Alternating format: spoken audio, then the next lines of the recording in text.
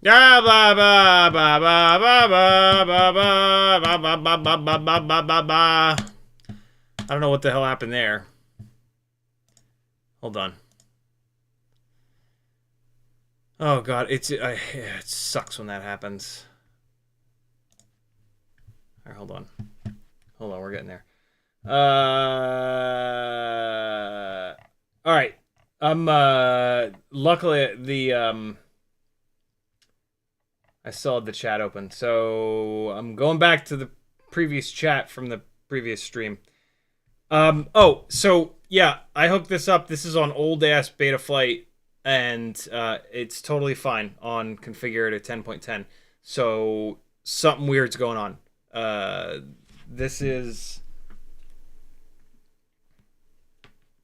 what version? This is 4.2. What version? What version of Betaflight is that rig on? Who was that? Scott.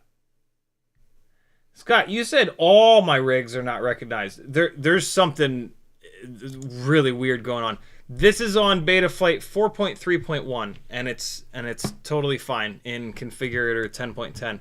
So unless all of your rigs are older than 4.3.1, yeah, there's something weird going on. If you're on PC, I've heard people talking about, I don't know PC things. PCs are beyond my ability to understand or have the patience for. Drivers. That's the word that that I was looking for. Oh, fucker. Yeah, try to do driver things. I don't know what to do with them, but do something with drivers. Sorry, I just don't know PC stuff. But yeah, there's something going on there. Adam Weston says 2 wires out of 3 will just twitch. I'll be damned. Good call. I had no idea. I had no idea that's the deal. So that wire was broken. That wire was fully broken, and that's when it started to twitch. Very interesting. Chronic Nugget says, did you get to try the HDZero 90 frame per second yet? Thoughts? I have not. I don't like the way that HDZero breaks up, and I don't like how heavy it is. And I also don't like how expensive it is. And those 3 things kind of just disqualify it for me. And so I'm not going to spend my money or your guys' money on it. And it's undoubtedly the way to go for racers, but for freestyle, I just can't do it. It's way too much more expensive than analog. Way heavier than analog. And then you can't see where you're going, like Walksnail or old school Vistas or O3. And so I can't get into it. Like, I'm sure that the 90 frame per second camera is awesome, but analog is 60 frames and super low latency. And so for low latency, it's analog for me, which is super lightweight. I have a ton of it, so it's free, right? I'm super used to it. Yeah, I mean, now that I have the I'll admit, now that I have the HDZero goggles, I'm more curious. But like, I can't justify the $100+ for the Freestyle VTX. And I can't justify the weight of it. And yeah, I mean, I like, I'm already so far, I'm already so far behind. Like, the last thing I need is another whole bunch of shit to test. So yeah, like, it is undoubtedly a great system, and for people that aren't as picky as me, and don't already have tons of analog shit floating around, right? Like it, for some people, it's the right choice, but at the moment for me, it is just sort of not. So yeah, I don't have anything against it. I love that it exists, and I have a funny feeling that one day maybe I'll move to it, maybe not. I don't know. But yeah, I can't justify the time and the money to get a setup on it at the moment, unfortunately. I know you guys want me to, but I have flown it before on the channel. I don't really know what else. I don't know what, like I understand that you guys want to see me fly it, but we talk about it quite a bit. I know a ton about it. And like me flying it is, I'm not going to learn anything more, right? So like ask me questions about it. Let's talk about it. But there's nothing that, other than like, you know, I get it. Like I like to see people that I'm fans of fly the same stuff that I have, like, but yeah, there's just, I'm not gonna learn anything from flying it, if that makes sense. I don't know. I get it, dude, and believe me, I do. But I just can't. Yeah, I'm so far behind with stuff. It's really hard to. I'm willing to take something. I'm willing to put something into the infinite queue that is the pile of work that is in front of me, if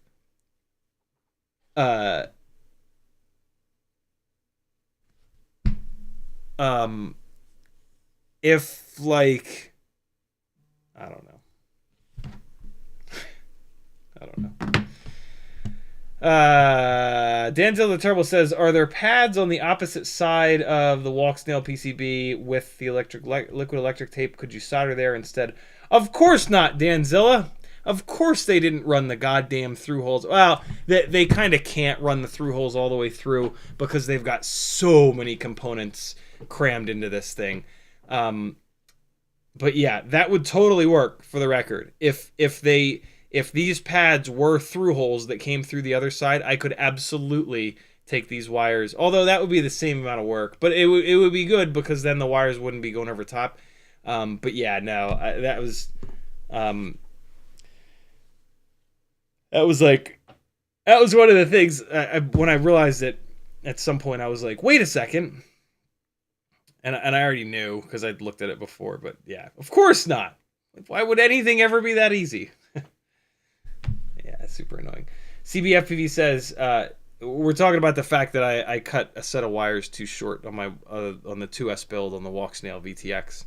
And yeah, Danzilla is absolutely right. If there were pads on the bottom, on the opposite side of the pads, I would be totally fine. But no, we couldn't possibly get off that easy. That's what she said. Curtis Hayes says, rub the liquid tape off with toothpicks. They're not as hard as a knife, so it will pick it off without much harm to the board. That's a really good idea. That is a really good idea. I have a feeling that the toothpick is not going to be... Well, the problem is that the liquid electric tape is all up on the wires, so you can't like really rub it off. But the toothpick does have a nice sharp tip, so that's a really good idea. I'm going to put a toothpick in the thing. Hold on. Let's see. We're going to do it. I have to send this one in for repair. And so hold on. That could be the magic easy button for getting liquid electric tape off. Let's see. Let's see how a toothpick does. I have a funny feeling that the wood is going to like bend or dull or not be sharp enough, maybe. It's working a little bit, but man, the liquid electric tape is just so stubborn. See what I mean? Like, it just hangs on and it like bounces back, and it's just such fucking annoying stuff. Why do these manufacturers have to use it? It's getting it done a little bit. It's getting like the big parts off, but it's hard to get these little parts off, and the tip on the toothpick is not quite sharp enough. I don't think. No, it's doing it. It's doing it. Good idea, dude. Really good idea. And yeah, this is totally safe. So, do this until you're gonna smash something, and then either move to tweezers or take a break and come back to it. That did a little bit. That did a little bit for sure. I really dulled the point of that. So maybe if you get toothpicks for like nothing, you get a whole bunch of toothpicks. You go in there, and I also then come back and I use my fingernail for a lot of this, because you can use your fingernail to like kind of scrape, and you can kind of pinch with your fingernail. So yeah, toothpick is a super safe way to kind of get this started, and then come in and pinch at it to grab a bunch of it. Good call, dude. Yeah, that loosened it up for sure. The problem is there's all these little bits. There's going to be all these little bits in between and shit. Those are what really take forever. But yeah, that's a great first pass. Toothpick is a really nice first pass there. Good call. It's going to be super safe. Super, super, super, super safe. Which is really nice when you're dealing with a, VTX that's like $100. $100+ or whatever. Sleepy CBR with a $2 super chat. He says, for the second live stream of the night. Thank you, dude. Very cool of you.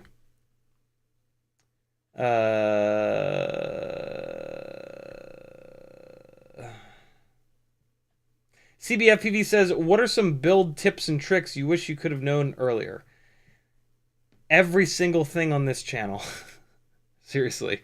One of the main... thank you, Riot9. I'm going to read your comment in a second. One of the main reasons that I started this channel and the live streams in the first place are exactly that. Like, how can I make... Look, FPV is fucking magic, and like, I wish that every single person on Earth could experience flight in the way that we do. But FPV sucks a big bag of dicks. There are just so many moments that are such a just big fat dick in the face in FPV, and 99% of people will never make it through any of that. And so from day one, it was like, dude, is it like, what can I put out into the universe to make this a little bit easier so that people can stick with it? Like, not only do you have to, I guess it's a little bit different now with the Avadas, right? Like they make it a little bit more realistic so that like people that aren't super hardcore can actually experience this. But like, it's the true magic comes 1,000 hours in, when you're comfortable enough that you stop worrying, you stop thinking about your inputs, you stop thinking about tricks, and you just fucking fly, and you just confidently move around in full 3-dimensional space with like full sort of confidence. I said confidence twice there, but yeah, and that's the experience that like I want everybody to. I want everybody to have that, and so this whole channel is devoted to that. all of the testing, all because you have to have a build underneath you that supports that, right? It's got to be durable so that you don't crash it you don't break it every single time, because you got to put a shitload of hours in, right? And so like that's just kind of everything. I know what you're asking. It's a great question, CB. Like 5 things, right? I would have to think for fucking hours about that, though. I would have to think long and hard to break that down into like 5 super generic things. I can't do that off the top of my head, I should say. The only thing I can kind of think of off the top of my head is just like smash through, like just don't give up, and just put the time in and like prioritize flying. That's kind of the only thing I can really think of on the fly with that. Because a lot of people forget that. A lot of people prioritize black box tuning or building or any number of other things, or making a channel, or to try to get famous, or editing. And yeah, man, I mean, like, flying is the most important part. If you prioritize flying, then the other thing, not only will you get good faster, which is like where the magic really begins once you start to get good. I guess it's once you properly get good. But like everything else will sort of fall into place. Like the faster that you can get good, the more you're going to be able to figure out how to tune. The more you're going to be able to feel the difference between components. Your first 1,000 batteries, you can't feel shit. You put a new set of motors on, you are not good enough to notice the difference. Your brain is going to trick you into thinking that you made that you can feel the difference, because you just spent $100 and a whole bunch of time to solder them bitches on. So your brain is gonna convince you that you can feel a difference, but you're not good enough to feel a difference, unless like it's drastic. If you're going from like a low kV motor to a high kV motor, sure, there's gonna be a big difference in power, but there's all kinds of other subtle things, and you're not gonna be able to feel those things. So like prioritizing flying, is the biggest single piece of advice. And by doing that, it's going to change the way that you build. It's going to change the way that you buy. It's going to change like a lot of different things. You're going to prioritize durability, because if the number one priority is to just keep flying, you got to have shit that's durable as hell. So that's going to automatically put durability really high on the list of priorities, rather than, getting the hottest, newest shit that some pilot 1,000 miles away from you flies awesome. That has nothing to do with gear. It's all the pilot. So yeah, that's the one main thing. It's a great question, like I said, but that's super tough. Curtis Hayes says, rub the liquid electric tape off. Oh, we got that. Danzel the Terrible says, what's a good price for a Session 5? $160 and less. $160 for a Session 5 to me is a good deal. The fact that I'm seeing them for 130 and 115 is wild. Kind of makes me want to snag one of those on eBay right now, but I have enough of them where I can chill. I mean, there will be a day that they sold a lot of Session 5s, but there will be a day that they go away. There will also be a day that a camera that is actually better than them comes out. So, that's why I won't buy more than what I have now. Like the 5 that I have now is fucking fine. Like that's probably too many. I should probably only have 3.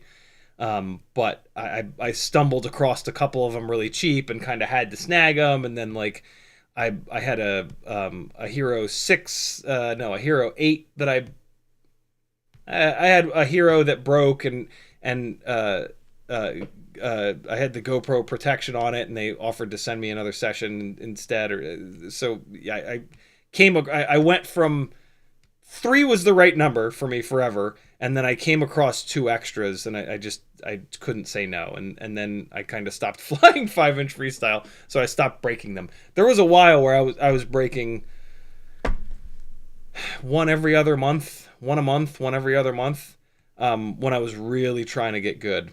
And this is when they were all over the place. They were easy to find, and I was finding them for like $100, $80. I think I got one for $60 off of Craigslist because people would like get them for Christmas, not know what the hell they were, use them once, and then just be like, I don't know, somebody bought this for me. $60 sounds good, great.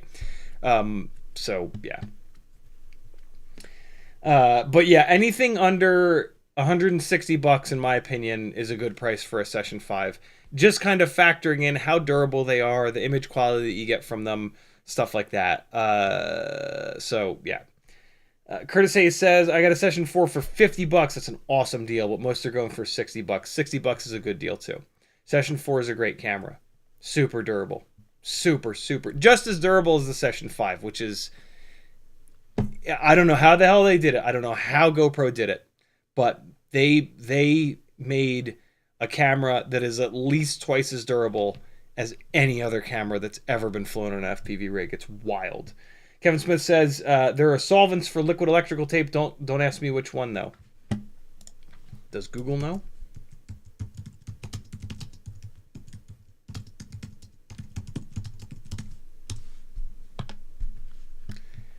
Revitalize. No. I want to remove it, you jerks.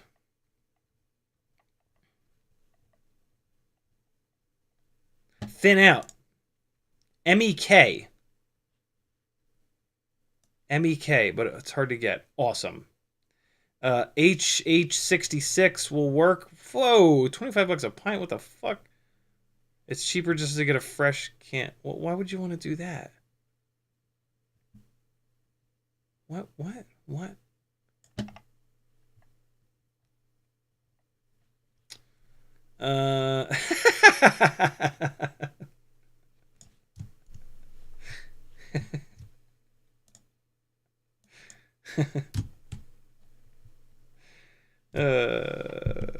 Sometimes I love the internet. All right. Well, I don't know. It seems like that guy's talking about wanting to revitalize it too. I don't know, man. I don't know. Mutterton says, I also don't love the idea of thinning it out and having it run all over the fucking board. And like get onto other pads that now are no longer, you know what I mean? I don't know. Mutterton says, missed like a week of streams due to moving, but finally got my desktop machine back online. Congratulations for surviving moving. Moving is the most stressful thing in life, other than like childbirth, I think. But you know, we don't have to deal with that. Nice, dude. Hopefully you moved into an awesome place. BLD says most multimeters don't sample fast enough to accurately measure an ESC output. You'd need a scope. Interesting. J Monk says, what do I need to get rid of prop wash on a tiny whoop? More powerful motors, J Monk. BT 2.0 to deliver more power from the battery to the flight controller. Folded cell batteries, and then more powerful higher kV motors. You want like 0702, 28,000 kV minimum. Things really start to get fun at like 30,000 kV and like 32,000 kV. So yeah, shoot for like 30,000 to really get rid of prop wash. It is not a tuning issue. It is tiny whoops are very underpowered, and prop wash requires a lot of power, but also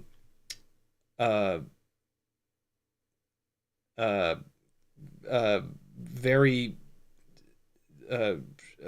short response time, very quick response time, and low response times like that require a very powerful motor. So yeah, just more power. Striker says, hey. He also says, when I look at future builds, I look at people that fly like me, like Uptime and Murders, Stick Bang for Life. Beef FPV says, sorry, I meant, could metering the pads confirm that the ESC was not dead? Then you could troubleshoot from there. I don't know about that. Uh, maybe. I've never done that. I've never put a multimeter directly onto the pads of the ESC. But my hunch is that that won't work because it's a circuit. And so if like one of the wires is broken, the circuit is sort of broken. So even though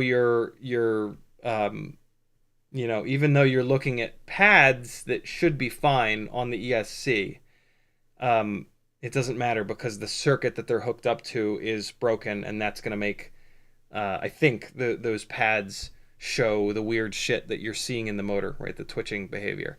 But don't quote me on any of that. I am not an electrical technician. I just play one on YouTube.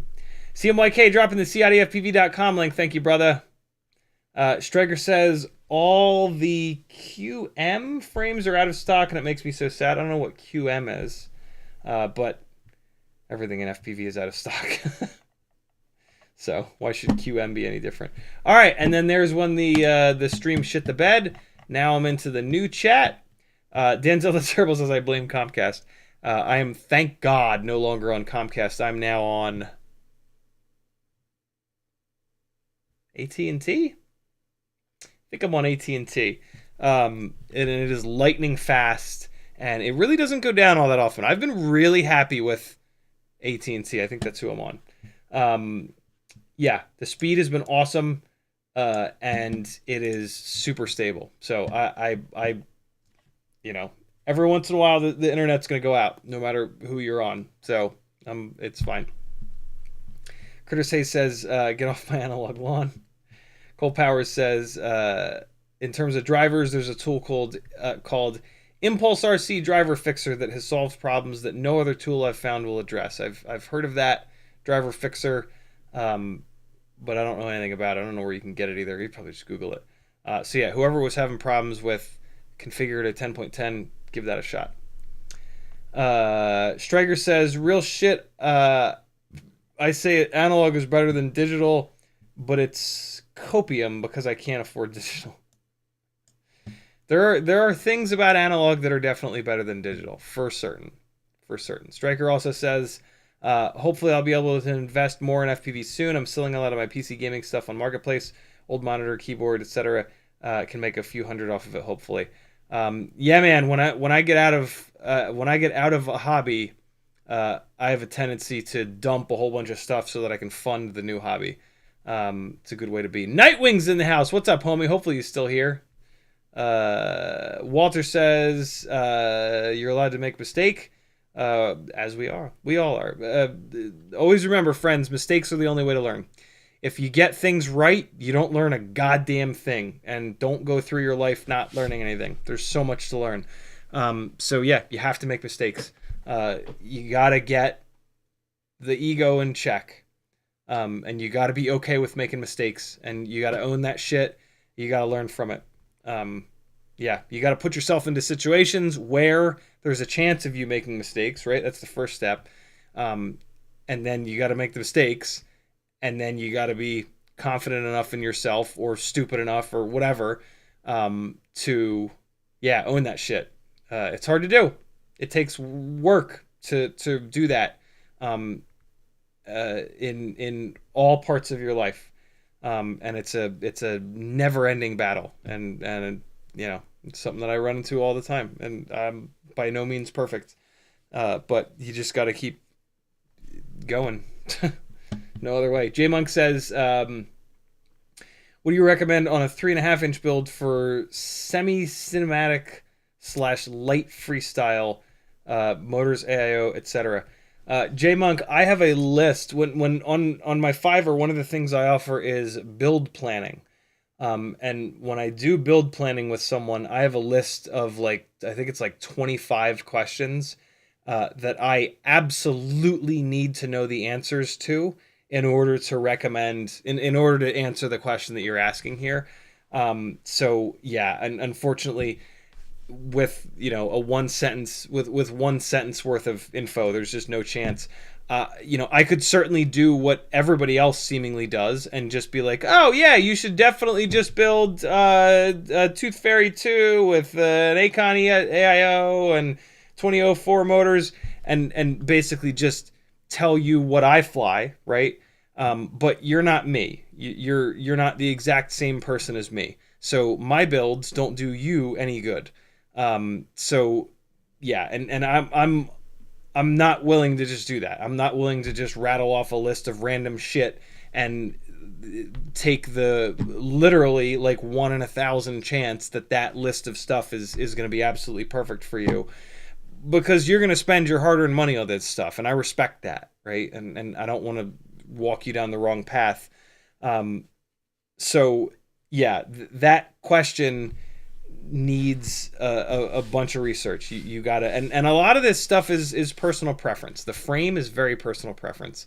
The video system that you run, super personal preference. The props that you run, very personal preference, right? So yeah, that's super tough. I wish there was like, I wish there was one semi-cinematic light freestyle setup that was so much better than every single other setup that it would be absolutely perfect for everyone, and I could just say, here it is, yo. But that's just not the way that it is, right? The whole point of building a custom rig is that you customize it for your specific scenario. Where you fly, how you fly, where you crash, how you crash, right? What you want your footage to look like, what's the weight of the camera that you're picking up, how much runtime do you want?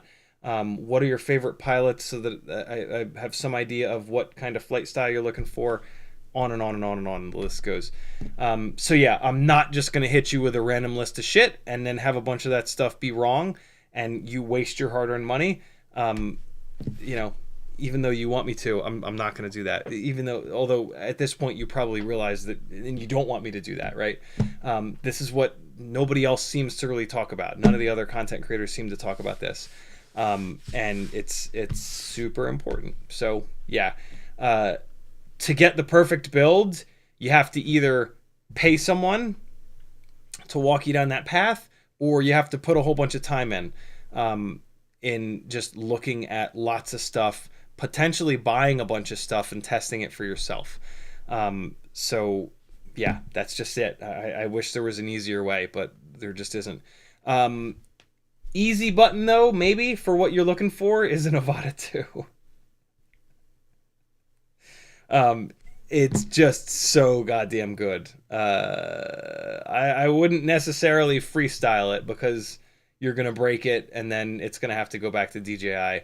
But yeah, the only rig that I can really build that I can recommend just with no information is gonna be that, because it's just so goddamn good in so many ways.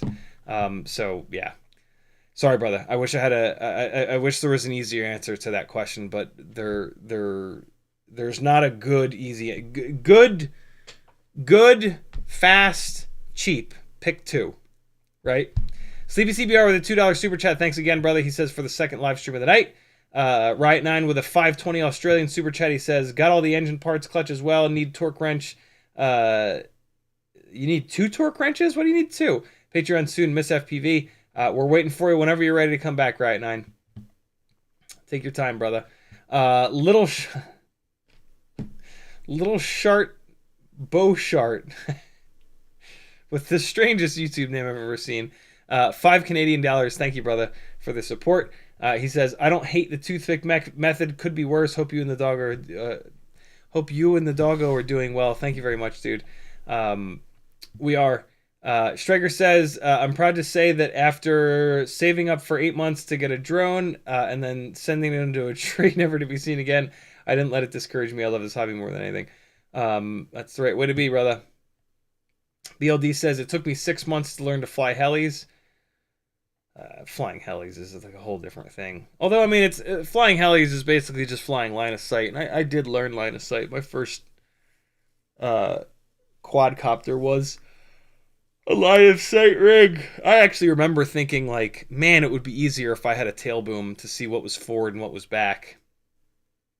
But yeah, this is, like, learning line of sight is possible. Boy, is it difficult. Although, like, I remember pretty vividly that, like, when I learned to fly line of sight, it took like X amount of time. When I got the my first FPV rig, it took me about that same amount of time. Like, yeah, there are some ways that it's easier to see exactly where you're going, but then things like throttle control are way more difficult in FPV than line of sight. So it's I don't necessarily know if FPV or line of sight are easier one way or the other. Either way, you got to put a shit. They're both hard as hell. So yeah, I don't know. What's annoying is that I lost all of the skills that I had flying line of sight. It's all gone. I cannot. I used to be able to fly really confidently, not tail in all the time, and that's fucking gone. Like, it is not like riding a bike. That ability is absolutely, yeah, nowhere to be found. Strager says, I want bigger, higher kV motors now because I'm getting to the point that I can feel those nuances. I also need more responsive motors for less prop wash to start doing rewinds in real life. Response time will come from higher kV motors, so you'll kill both of those birds with one stone. Steve Jobs says, what do you think the 0 to 60 is for a 5-inch rig? How about 65mm tiny whoop? I'm not convinced that a tiny whoop will go 60 miles an hour. For a 5-inch rig, 0 to 60 is almost certainly less than a second. My guess would be like 0.6, 0.7 of a second. The acceleration on 5-inch rigs is absolutely mind-blowing. So yeah, almost certainly less than a second, 0 to 60. If you watch the 200 mile an hour Red Bull drone against the F1 car, towards the end of the video, when he's like, hey, let me actually show you what this thing can do, it's, F1 cars will run 0 to 60 in 2 point something seconds, and the quad just, I mean, it has like 100 car lengths on the F1 car instantly. And, like, sure, that's a big, nasty, powerful rig, but, like, yeah, I'll bet you that thing runs 0 to 60 in like 0.2 of a second. Yeah, it's just absurdly quick. It's just stupid. Striker says, once I have less prop wash, so I can actually rewind, I'll definitely be practicing 10 times more to fly more confident. In real life, 8 to 10, like you told me. Thanks for the advice. You're certainly welcome, brother. June Loca says, what's one freestyle trick you wish you could master? I don't really like tricks. And, like, I've been flying so long that, like, I've done every possible combination of pitch, roll, yaw, and throttle. So, like, when somebody comes out with, like, a new trick, it's just like, yeah, whatever. We've been doing, those of us that have been flying for 8, 9, 10 years, we're doing that 5 years ago, but we didn't care to name it, right? Like new tricks, it's just somebody naming something, and somehow it gets enough popularity or whatever that enough people find out about it to get the snowball running downhill, right? So yeah, there's not like, yeah, no, there's I'm thinking of that question in terms of, like, what's one thing in FPV that you wish you could master? And I'm sure there's something. I'm sure there's something that for a long time it was flying backwards, but man, I've gotten fucking good at it. I've gotten about as good at it as I think I can, because like flying backwards is just about flying from the outside of the screen. It's about like having a mental image of the space, right? Having like a 3D map in your brain of the space, and that just comes from flying thousands and thousands and thousands of batteries, right? So I'm there. And then the other thing with flying backwards is that you're not flying from the center of your screen. You're flying from the sides, because when you're going backwards, things come from the sides of the screen first. And so like that's it. Like the getting better at flying backwards in a lot of cases comes from just saying fuck it, let's see what happens. And like if you crash, you edit it out. If you don't crash, you leave it in the edit, and it looks like you're the best backwards flying pilot on earth. So yeah, there's that. If I had to pick one thing, it would be being able to judge the momentum of the rig better. If I could just wave a magic wand and be better at something, it would be that. To get better at that, the best way to do it is to fly the same thing over and over and over again. So the reason why I wish I could be better at it is that one of the reasons is that I fly different shit all the time. To be able to like look into the future and know that when you hammer the throttle, chop the throttle, flip that bitch inverted, to be able to know as early as possible where that's going to go, right? You've got a gap that's way out there, and you throw it, and you don't want to be making corrections. You want a perfectly smooth arc at 0 throttle the entire time. You have to do that same thing 1,000 times in a row with the exact same weight and propeller size rig, right? Over and over and over again. I do the complete opposite, right? I fly a shitload of batteries on tiny whoops, and then 3-inch rigs, and then 2.5-inch rigs, 3.5-inch rigs, cinewhoops, like weird box frame rigs. So like, yeah, I make it as difficult as possible on myself to kind of do that. One of the best compliments I've ever heard said about me, like in passing, was that it was at Rampage last year, I think. Somebody said like Ciotti is the most versatile pilot that I've ever seen, and that right there, that is like the highest praise ever,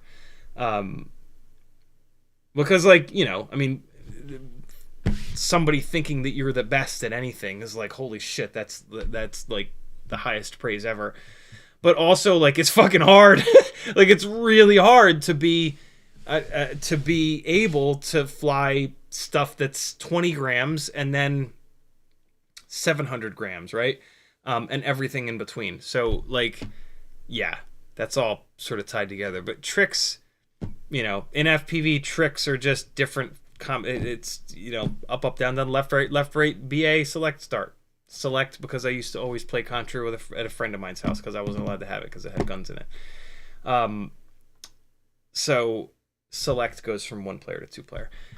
Yeah, tricks are just a different combination of stick moves, and it's a little bit more difficult than on Nintendo because there's a timing, there's a pacing to those stick movements, right? Sometimes you're going to hold pitch forward for 3/4 of a second, and then you're going to roll right for 1/4 of a second, right? And that's what makes it do the thing. But yeah, tricks are just watching someone else do it, and then trying it a bunch of times in Velocidrone, and then you figure it out, and away you go. And then it's just, doing it over and over and over and over again. It's a really good question, though, June Loco. Rocket Tech says, if you added more liquid electric tape and brushed it off with a toothbrush before it hardened. Also, MEK is only hard to get in California. Seriously, though, it's a pretty aggressive solvent. Yeah, I don't want to go crazy with any weird, solvents on these boards. We already have enough problems with these damn things. I'm just going to sit there and take the time to do it. But if you added more, so what are you saying? Like add more liquid uh, electric tape, and you think it'll I don't know, it'll loosen up the existing liquid electric tape? Is that what it does?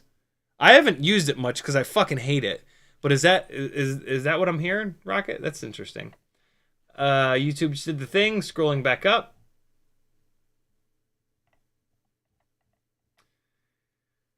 Where the hell was I? Focus for Life says, have you flown the Bubito? If so, what do you think about that thing? I have. I put a bunch of batteries through it. I don't understand it. I don't understand any of these really small... actually, I do now understand them. I have a Fiverr client in Germany where drones are not cool. And so pretty much every time he goes out and flies, it's like super gorilla. Like apparently like their cops are nuts about drones, right? So if you're in an area and so when he goes out and flies and there's wind, his tiny whoops get all kicked around by the wind. I just realized this today, actually, on a call with him. A Bubito style frame might be perfect for him. Stupidly lightweight, stupidly quiet. No prop guards to get pushed around by the wind. He's not going to be able to fly inside, which is a definite negative, which is why I kind of walked him down the tiny whoop path. But yeah, if you need to be infinitely quiet and you're going to be flying outside, only outside, and you live somewhere with like wind all the time, not necessarily all the time, but yeah, that's when those style of builds start to make sense. I don't like them. That they, without the prop guards, they're very slidey. And so, like if you want to try to shoot like little gaps, which to me is what like it's all about for those tiny little rigs, it's really difficult. Tiny whoops do a way better job at that. But like, so if you want to fly big, like you would with a 3-inch rig or a 5-inch rig, but you can't make any noise, that's the scenario that like a Bubito style rig would work. I would not recommend the Bubito because it's only a 1.2-inch propellered rig. You might as well go up to 1.6-inch because it's still infinitely quiet. So yeah, the fact that Bubby can fly the Bubito inside doesn't matter unless you're as good as him, which none of us are and will ever be. So like, yeah, seeing him fly that thing inside, like it's super cool, but you should not buy it because of that. You should only buy it because you have to be infinitely quiet, but you also want to fly out in sort of like the wind. That is really the only reason to buy that build, or to build something in that style. And so, yeah, it's that type of a rig has a very, very, very small window where it like makes any sense in my opinion. And for most people, I don't think it makes a lot of sense. You can't fly it around jungle gyms because it doesn't have any prop protection. You're going to demolish the motors and the props, and it's just going to be a nightmare. And you're not going to be able to shoot any of the gaps anyway because it's going to be sliding all over the damn place all the time.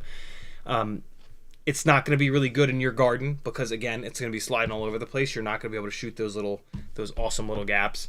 So yeah, super, super, super specific scenario that those rigs make any sense in.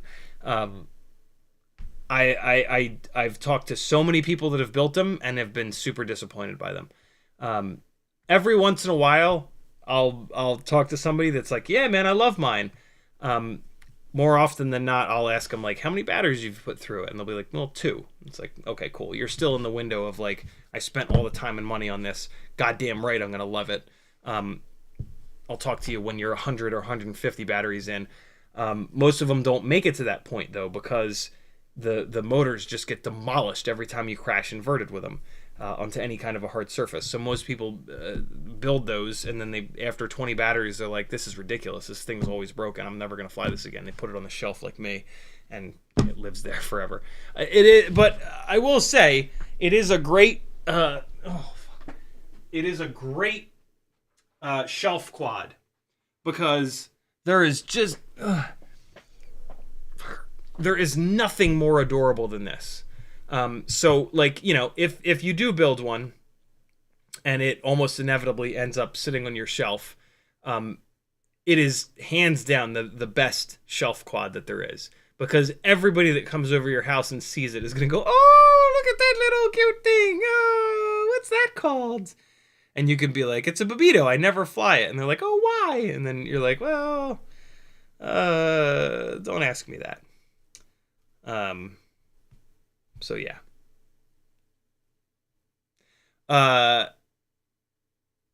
If you're gonna do one of these builds, put an AIO in it that sucks. I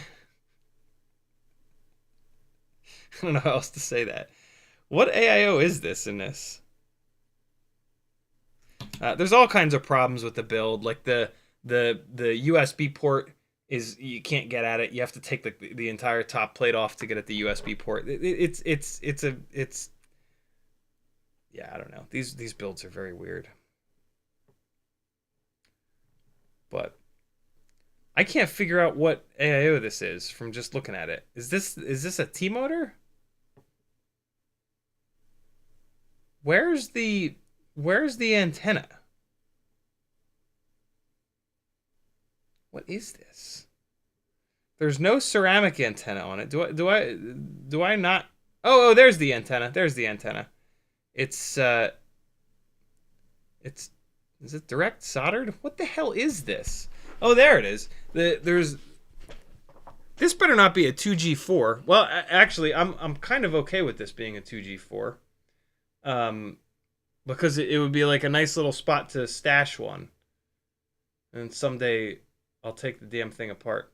I don't think this is a 2G4. I think this is a T-motor AIO, which is perfect for this because it's like really heavy and I don't like it. So yeah, if you're going to build one of these, use an AIO that you don't like because you're probably not going to like it. And then it's perfect because you've got an AIO that you don't like on a build that you don't like.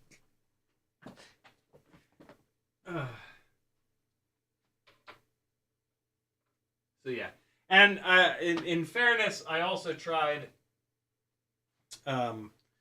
going with a bigger setup. This is the Newbie Drone Mosquito frame, which is big enough to swing. You can actually swing 2-inch propellers on it. So I tried it on 2-inch propellers. I also tried it on these 1.6-inch propellers, and I don't like it just as much. It's just as not good. Oh. So yeah, they're yeah, very limited window of use.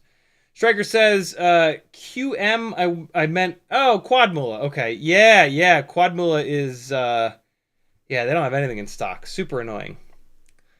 Striker says, what's the difference between props slightly larger and slightly smaller? The bigger the propeller, the more power, the more runtime, the more float. Smaller the propeller, less runtime, less power, less float. Also better response time though. Smaller propellers are going to be lighter, so you're going to get better response time. So yeah, that's how you want to evaluate. Yeah, so like for example, my freestyle rigs are very lightweight, between 590 to 610 grams all up. So 5.1 inch, 5.2 inch propellers on those rigs are like ultra floaty, and I don't like that. So I run 4.9 inch propellers. I get plenty of runtime. I get plenty of power. You can get the power back with higher kV motors, right? So that's easy from smaller props, right? Smaller props, spin them faster, you'll get the same amount of power as bigger props. And And so yeah, you can like tune rigs in by the size of the propeller in that way. Striker also says, I used to hang with Joshua. I remember one stream Riot 9 made Blunty pissed. Is it wrong that I feel like Joshua's stream is a gated community, and here's like the hood in a wholesome way? I would definitely not say that Joshua's stream is a gated community. I would not say that at all. His streams are way more popular and have way more people in the chat, and that changes it drastically. Always, and that always will. So yeah, that's what you're kind of sensing there. You know, it's pretty rare that someone can do. It's pretty rare that someone is insane enough to have a live stream this small and still do it full time. And so yeah, this is a pretty rare thing that we have here. But yeah, I've lost my damn mind. What can I say? Right 9 says, need 2 torque wrenches because they only do certain ranges. Pain in the ass. Yeah. Fair enough. 1 for inch pounds, 1 for foot pounds. Steve Jobs says, what's the difference between dual ball bearing and bushings for Tiny Whoop 0702? More durable, more efficiency, longevity. Ball bearings should be more efficient, but they certainly do not seem to be more durable or have better longevity.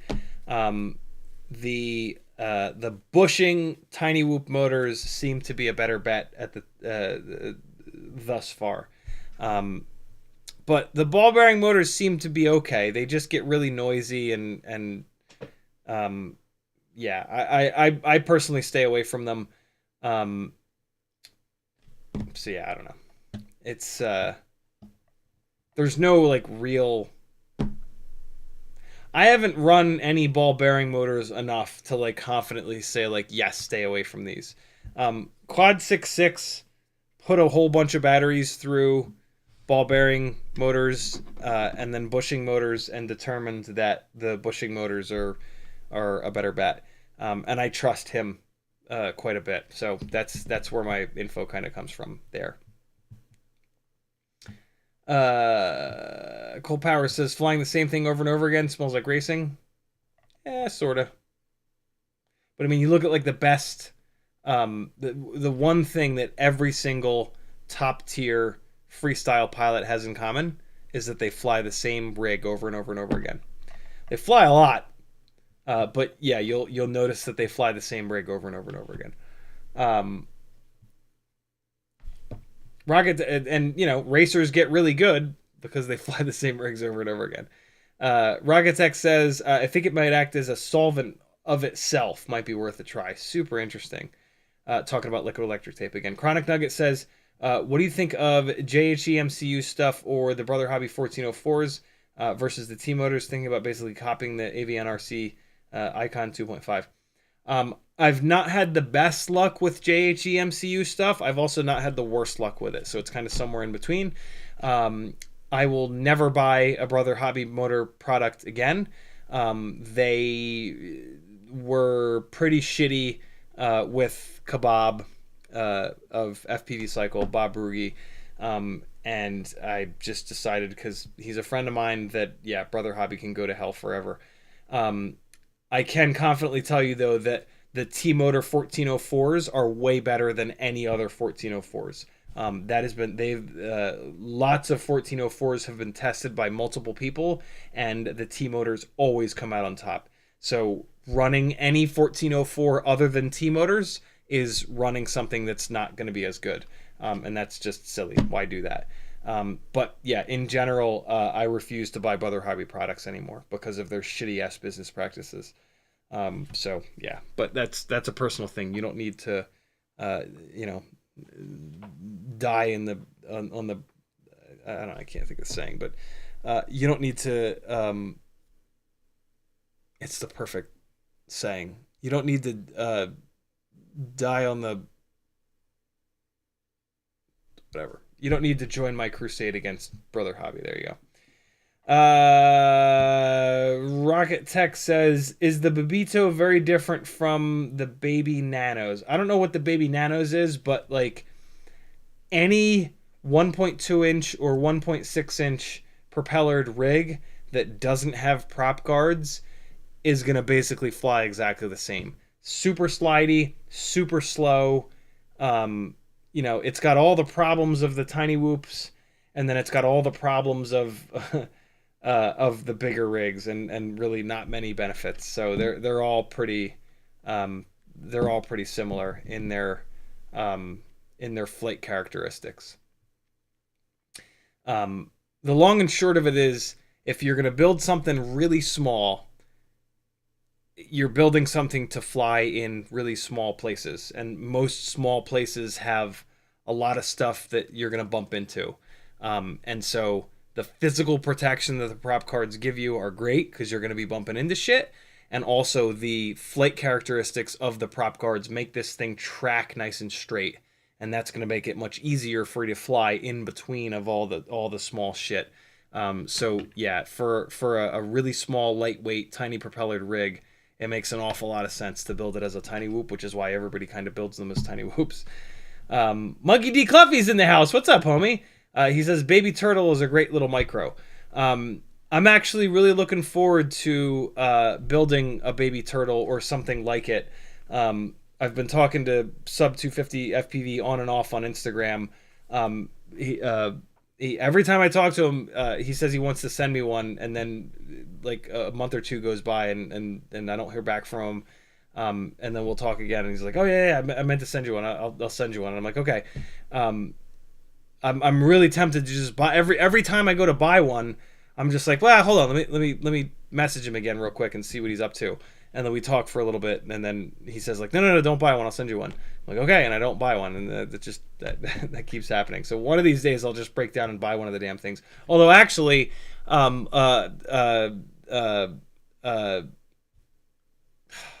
fuck's sake, God, my fucking piece of shit brain. Hold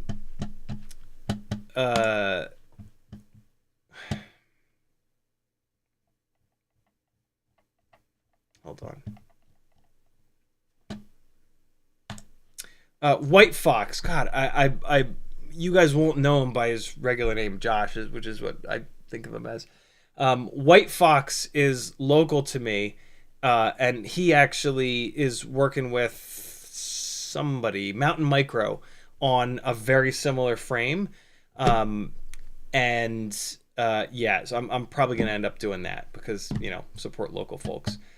So yeah, I'll have like a 2-inch, a very similar frame to the Turtle, right? Super lightweight, school bus style, 2-inch at some point. But man, I'm so far behind. I have just so many builds that are half done or like in bags, ready to go. It's really hard to, and like, you know, I've been down that ultra lightweight style build thing numerous times over the last 8+ years, and like I know what it's gonna do. I know what it's gonna fly like. What's interesting is that now we've got Walksnail, so I'm willing to revisit it like one more time, and we also have some new motor options. But like those style of builds, I don't know. I don't know how to say this and not sound like an asshole, so I'll just say it and sound like an asshole. I sort of outgrew them a long time ago, and like I just that flight style of like being super lightweight and not having a lot of throw. That's all I flew for year after year after year after year, like tens of thousands of batteries. And when every time I revisit that, like I'm like, yeah, this is super cool because it's like it being this lightweight makes it more accurate than the heavier 3-inch, 2.5-inch rigs that I fly. But as soon as I come off the throttle and they don't have that momentum, I'm like, ah, shit, like that's really what I want. But I'm hoping that at 2-inch, the propellers will be, usually these types of rigs I'll fly at like 2.5-inch or 3-inch props. So I'm hoping that the 2-inch props are smaller, or small enough, and then Walksnail makes it heavy enough that it will actually have a little bit more throw than what I'm used to, than what I'm sort of not interested in, I guess you could say. But yeah, the other problem I have with those rigs is they're usually extremely fragile, which is a total deal breaker. But I don't know, maybe the new motors will be, it's usually motors, they usually just absolutely annihilate motors. Maybe the newer motors are better, I don't know. But yeah, it would be cool to have a super quiet rig that carries Walksnail and has good flight characteristics. That is what I'm that is why I'm willing to go down that road again and try it again. But yeah, I don't know. I got to get that shit put together. I got to get all the parts and pieces together. The Enzo the Terrible says, I've been practicing flying my 7-inch.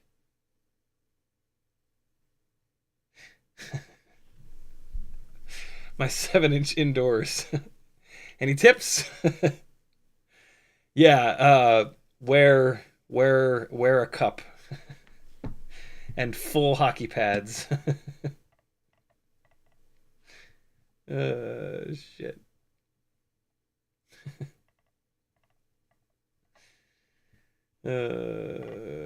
Christ. YouTube did the thing. I'm trying to find my spot, my place. Little Shart Beauchart. What a ridiculous YouTube name. Little Shart Beauchart says, what is in your picture? What the hell's that mean? What is in your picture? What picture? I don't know what that means. Tag me again and type more words. Jake FPV says, what did Brother Hobby do to FPV Cycle? Interested to know. The long and short of it is that they sent him prototype motors that were exactly what he wanted, to all the specs that he asked them for. And then when he paid them tens of thousands of dollars for the full run, they produced motors that were not to that same spec, and they were to a significantly worse spec. And then when he said, what the fuck, you need to refund me, they said no. And they in the end, after a lot of pain in the ass, they refunded him half and said, this is the best we can do for you. And that's not cool. You know, that is a total fucking deal breaker for me. And so, yeah, I will never buy another Brother Hobby motor because of that. That's totally unacceptable. And I'm sure that, you know, in the contract that he signed somewhere, there's a piece of fucking text in there that says, like, we can change the specs of the motors at any time for any reason. So, yeah. And he could have probably spent, you know, 10, 20 grand on a lawyer and tried to sue China, but, like, he would end up, yeah, no, it's you're not going to win when you're fighting with China, with a company in China, right? So it is what it is. Little Shart Beauchart says, second camera view. I think maybe you're asking what this is. This is one of my 5-inch Freestyle rigs that I stupidly swapped the ESC on. But right now, actually, holy shit, it's 12:30. I did not realize that it was that late. Okay, so we are going to plug in. This has a fresh ESC in it, even though I didn't need to do that. I fucked up, and I didn't realize that there was a broken wire. It looked and smelled and walked like a duck, so I thought it was a duck being a broken ESC, blown up ESC. If I can't get this plug in here soon, I'm going to throw a royal shit fit. There we go. Yeah, we are going to put a battery on this and spin the motors up, and you guys can get the instant satisfaction of this rig being fixed. If you watched me fixing it the other night, you'll be satisfied by that.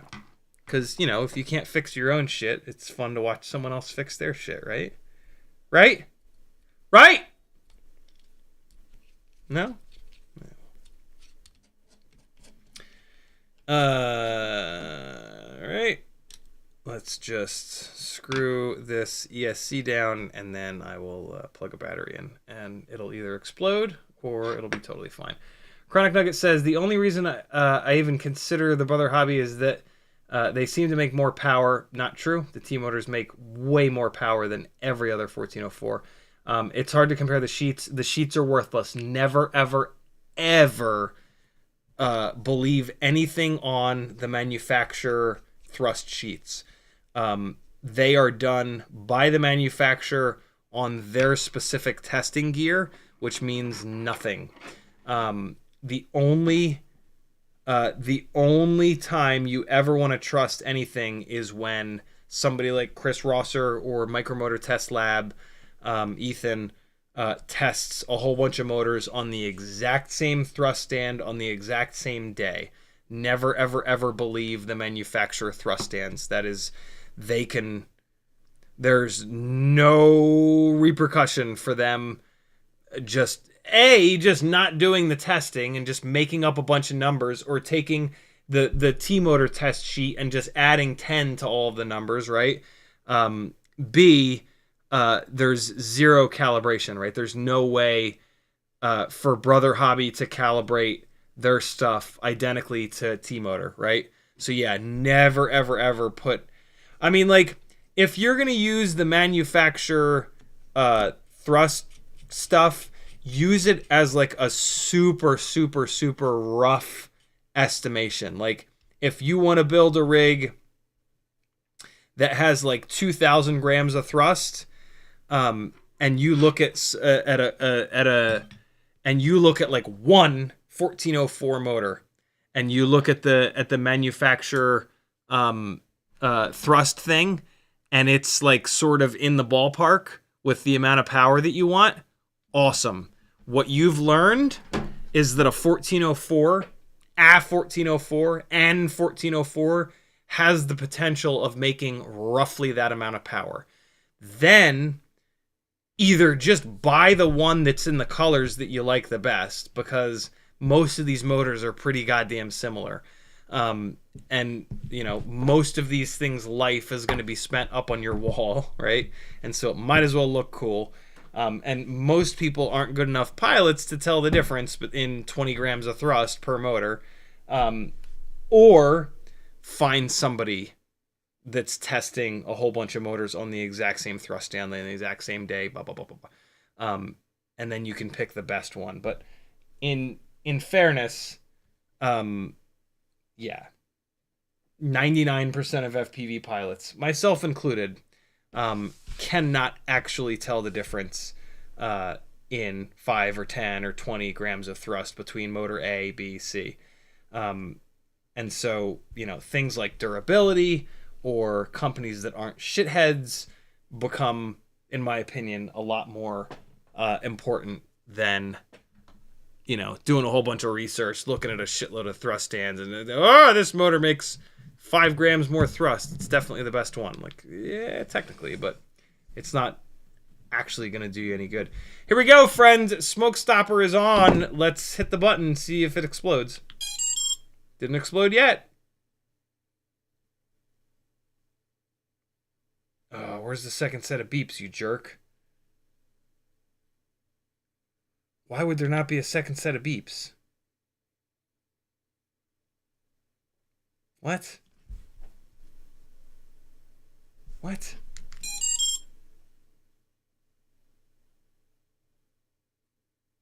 What?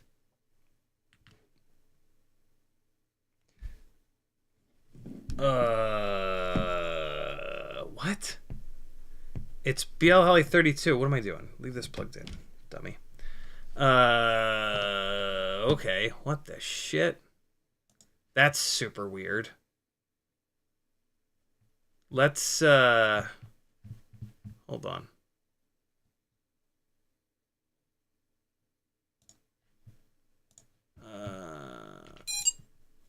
Oh, fucking A. This Smoke stopper just tripped. That's not great. Why did it trip now? Oh, I didn't have the 2 amp button on. Okay. Let's see what happens here. Maybe it's on an older version of BL Heli that's not talking to this newer version of Betaflight or something. If that's the case, oh my god, it's on version 32.4. Oh no. NBL Heli 32 is gone forever now. Oh no.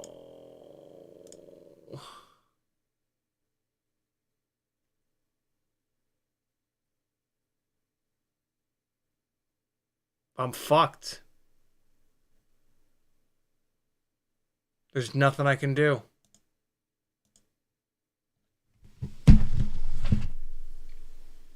Oh no, what the hell? 32.4, what the fuck?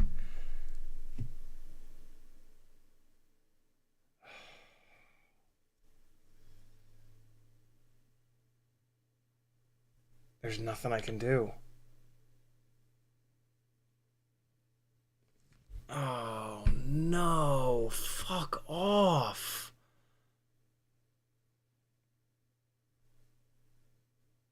There's nothing I can do.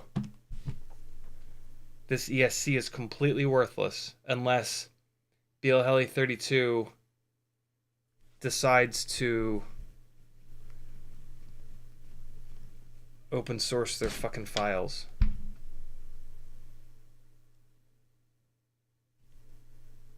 And now I have to take this ESC back out.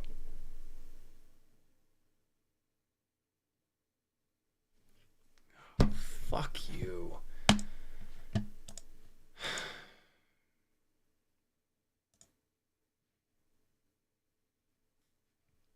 I'm fucked. There's nothing I can do. Oh wow. Wow. Wow. Wow. Wow. Wow. Wow. Wow. Fuck you.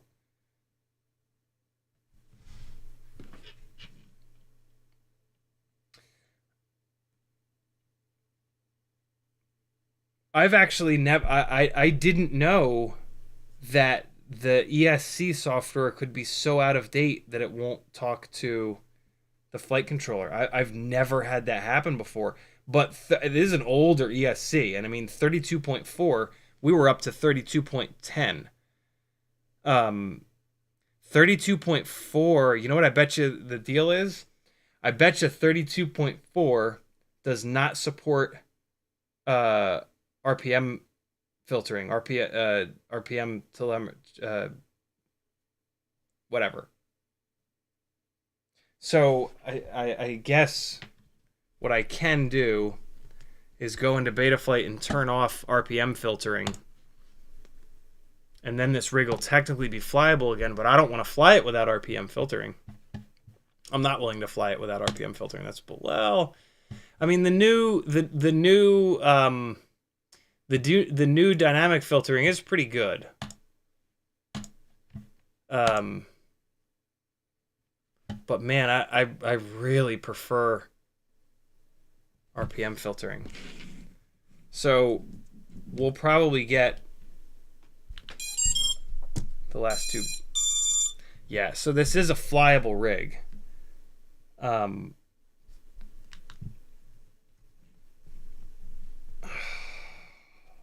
Fuck off. That is some absolute bullshit.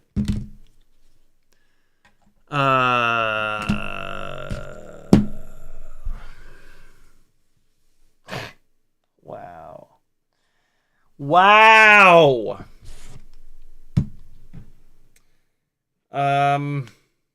Okay. That's a slap in the face that I didn't expect. Yeah, okay. Well,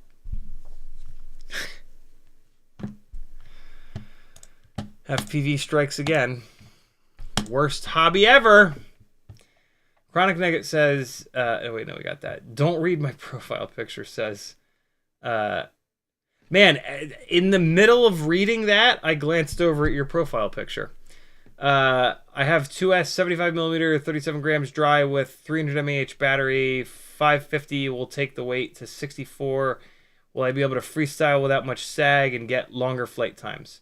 A higher mAh battery will almost always give you less sag and longer flight times. It is pretty rare, but not impossible, that you've got a motor that on the smaller battery is at its absolute limit. Without knowing your exact rig and without myself having built your exact rig, which obviously I haven't, because I don't really have any 2S rigs at the moment, I will not be able to answer that question for you. But what I can tell you is that the only scenario where going up to a bigger, a higher mAh battery, well, there's two scenarios. But yeah, the only two scenarios where going up to a higher mAh battery will have more sag and or shorter flight times is if A, the higher mAh battery is a shittier battery. And that's a real thing. Most battery, not most, I would say half of the batteries that exist in FPV are shit. Which ones are shit? I don't know. There's so many goddamn batteries that and I haven't tested every single battery that exists, so I just don't know. But yeah, that's one thing. The other possibility is that if your rig on the smaller, lighter battery is absolutely at the limit of the motors are exactly small enough, and putting any extra weight into that rig is going to cause those motors to overheat. That is the only other scenario where a higher mAh battery will cause more sag and shorter flight times. And that's super, super, super rare. And so, yeah, that's the only answer I can give you, unfortunately, because I don't know what your build is, and I've never built your exact same thing to be able to have tested that. So yeah, it's the best I can do, brother. Monkey D. Cluffy says, mine with 2S Robo 1002 15,000 kV motors track really well. The Kitsune rocks too. Yeah, I'm sure it does. He's a super smart guy that's done a bunch of flying with it. All right, it's about to be 1 a.m. And I haven't done anything for the stream, so I'm gonna have to go through these. I'm gonna have to go through these chat comments fast, and then I got to do at least one of the things in the stream title here. Although I guess we did the not swapping an ESC thing. Curtis Hayes says Bubito is a T-motor F411 1S 25 by 25 AIO flight controller with 6 amp Blue Jay ESC 50 milliwatt VTX and ELRS. Are you talking about my Bubito? Like, did you look up the video? If so, that's very cool of you, Curtis. Thanks for that. Yeah, that is the AIO that it looks like. If you're talking about your Bubito, then you've got the same build as me. Jonathan Lang says, been trying all day to get a Mobula 6 Eco up and running, newish to the hobby. Current problem is 0 throttle on my transmitter shows as 1200 throttle, causing drone to take off on arm. That is not nearly enough information for me to try to troubleshoot, Jonathan. That seems like a super weird problem, and with super weird problems, you got to write a fucking essay with all the information to be able to troubleshoot that. But it sounds like you're getting close. Like you've realized that, yeah, 0 throttle on your transmitter is 1200 throttle. I'm not very good at OpenTX.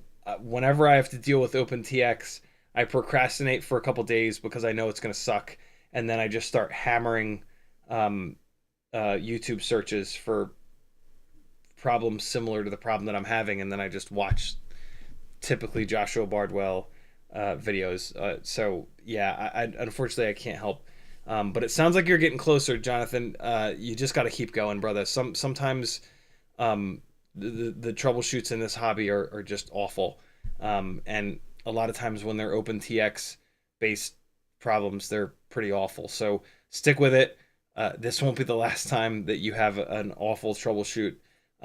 It's just sort of, look, FPV is filled with really stubborn people, but people who have been through the depths of hell together. So there's a camaraderie between us, and you're in one of them right now. So if you bail, don't feel bad. Most people bail on FPV because of shit like this. If you stick with it, it's a hell of a group of people. So yeah, welcome, unfortunately, but it's worth it, I think.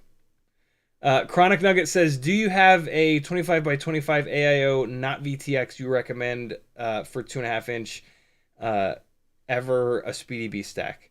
I do not. I do not have any rigs that have AIOs without. Well, I mean, I do, but I don't think it's what you want. I hate AIOs. The only AIO, non-tiny whoop AIO that I have any trust in is the Aikon, which is like $110, which is absurd. But I don't think that's what you're looking for. I don't think you're looking for like a 5-inch ready AIO. I know that you're not, because you said 2.5 inch. From what I understand, the Tune RC AIOs are the way to go. So check them out. Check out Quad66's channel, QUAD66. He's done a bunch of testing with 2-inch, 2.5 inch, 3-inch rigs with AIOs, and he's a super smart guy and he's a great pilot. So yeah, check his channel out, and he's got some recommendations for you. Jake FPV says, is what? Is that the motors he's selling or what? LOL. I've had good luck with his motors. I don't know what you're talking about, Jake. Who's he? Yeah, who's he? Rocket Tech says, I was going to say this earlier, but hedged. I don't understand why you're so upset about missing that broken wire. That's a tough issue to troubleshoot. Like that never happens. Because I don't like that. I don't like the realization that the individual strands of wire can break inside of the silicone.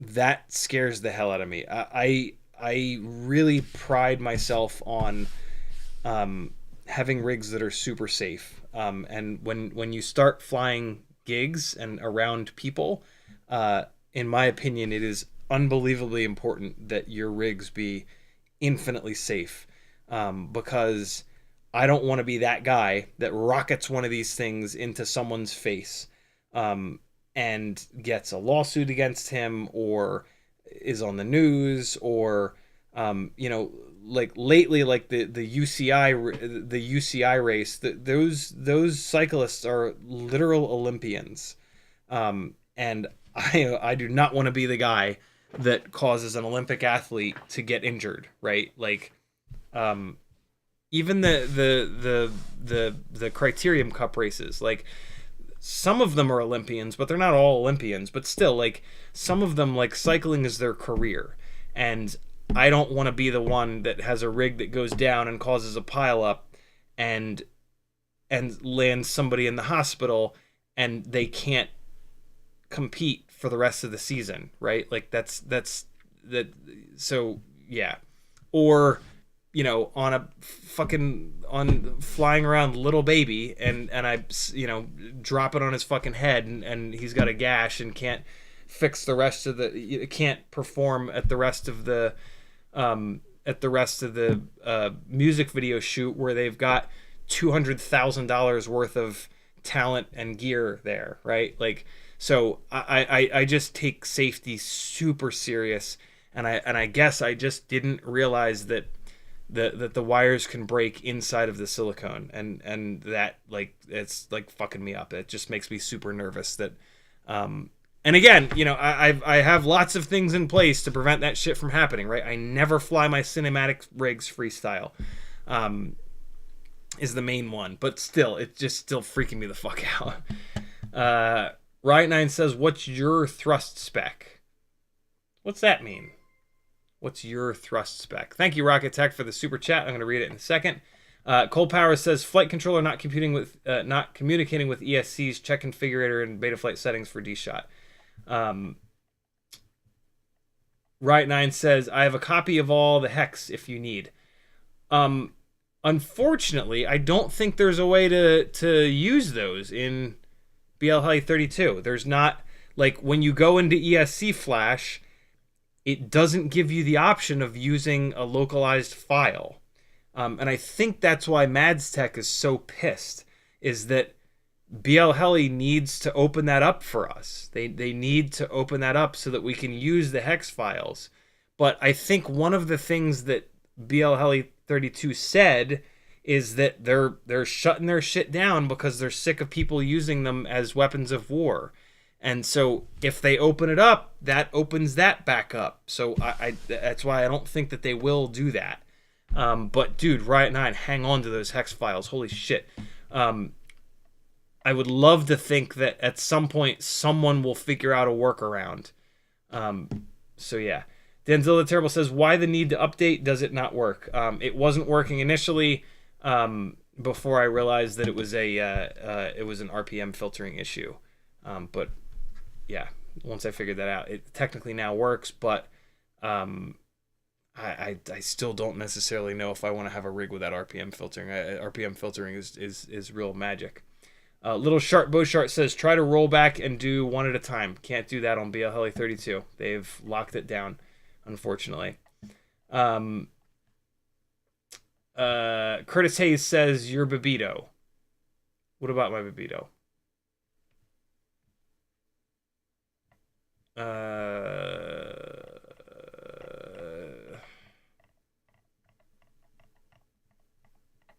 Scrolling back to try to find the most recent comment you had, Curtis, was Bubito is a yeah, okay, so you looked it up. Thank you, dude. That's very cool of you.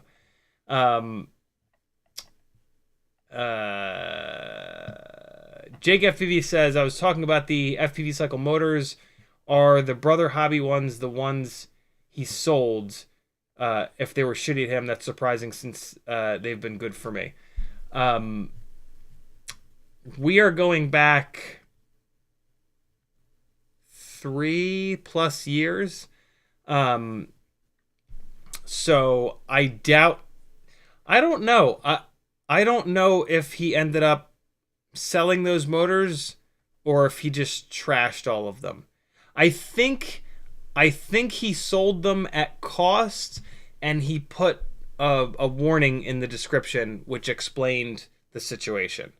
Don't quote me on that though, because we're going back a bunch of years. But yeah. Brother Hobby doesn't make bad motors, but ripping somebody off like that is just unacceptable for me. Brother Hobby also doesn't make the best motors out there, though. So I do not feel bad not running their motors. RC and Power motors are way better. T-motor motors are better. Yeah, I don't know. Rocket Tech with a $2 super chat. He says, "Understand. Thanks, Night All." Thanks for hanging, brother. You're probably already gone, though. 661 says, "Flies over people, doesn't understand multimeter." If you're talking about me, I do understand multimeter. I don't know. Kind of a dick thing to say. Maybe you weren't talking about me. Curtis Hayes says, "The flight controller." AJ Farah says, I'm assuming that this is a spell check weirdness. "I got N the B Taker F411 AO with SPI ELRS does not pop up in my available networks to connect, and also can't get it to bind. Any idea? AJ, I apologize, brother. It's 1 a.m. I'm hungry as shit. I've been streaming for 3 full hours, and I would still like to do some of the things that are in the stream title. That does not sound like a quick troubleshoot. So I think I'm gonna have to ask you to come back maybe Whoop Wednesday, or drop it in the Discord. What I can tell you though is I have had terrible luck getting ELRS to come up in my available networks and stay up. So I'm probably not the guy to troubleshoot that. I can't get. Yeah, I'm not the guy with ELRS. I'm terrible with ELRS. Sorry, dude. Yeah, I'm just bad. It's just so difficult, and like it just doesn't make any sense. And like I watch YouTube video after YouTube video after YouTube video, and it works for people in the YouTube videos, and then it doesn't work for me. And I'm just like, I fucking give up. This just doesn't work for me. So yeah, I'm not the guy. It sounds like I have similar problems though. So yeah, sorry, dude.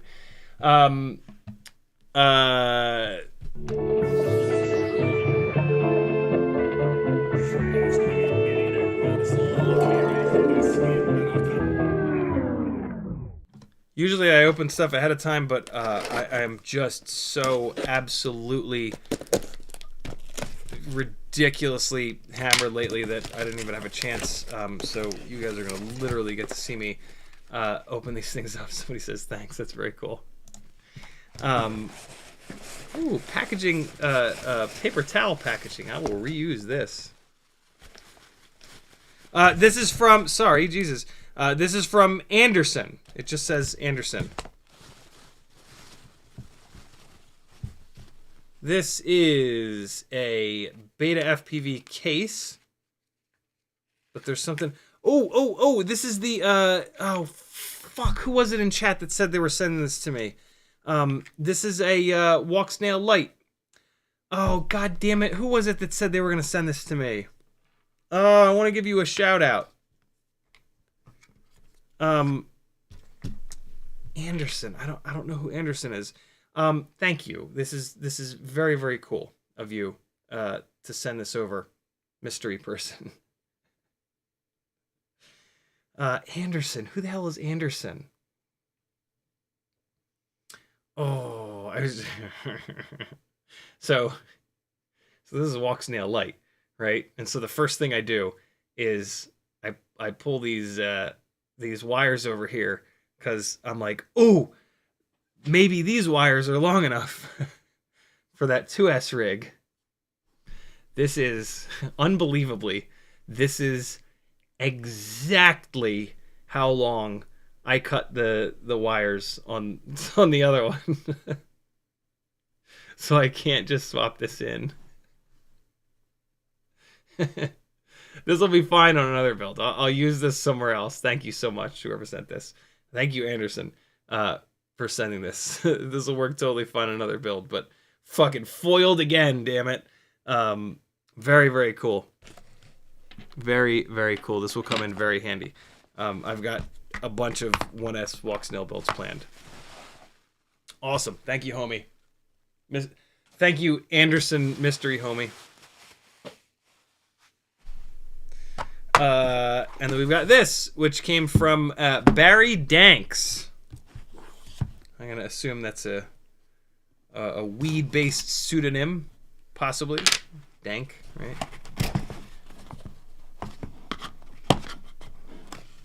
How does this open? Oh, I see. Hold on. User error.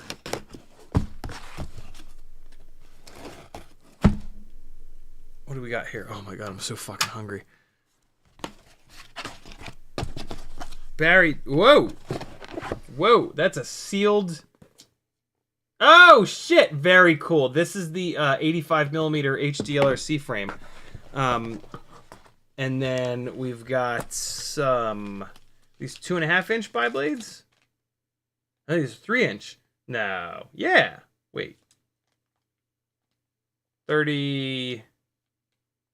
Oh, these are just the GemFan 3018s. Why do they look different? I guess I just haven't seen these in a while. Couple of sets of GemFan 3018s. Very, very cool. A couple of XT30s with little capacitors in line. And then... Oh, Rect solder. Very cool. Solder from Rect. I gotta check it, man. I gotta do an order on Rect, and I'm seeing so many people mentioning Rect. This is pretty slick. It's got a little clip on it, so you can like clip it somewhere in your bag, and then it's got a little tip where the solder can spit out. 6337, 2% flux, standard specs, 0.8 millimeter. Very cool. Thank you, dude. I forget the YouTube name of who sent this. Guys, if you're gonna send me stuff, do me a favor, put a note inside with your YouTube name on it. I want to give you guys shout outs. It's so cool of you to send me stuff, but I have an impossible time keeping everybody's actual names on Patreon, Instagram names, YouTube names, Discord names, Facebook names straight. And so, yeah, put notes inside telling me who you are. Barry Danks, thank you very much. Here is the HDLRC 85mm motor-to-motor frame, which apparently is very durable. Oh, look at that. It comes with a carbon fiber brace. Damn.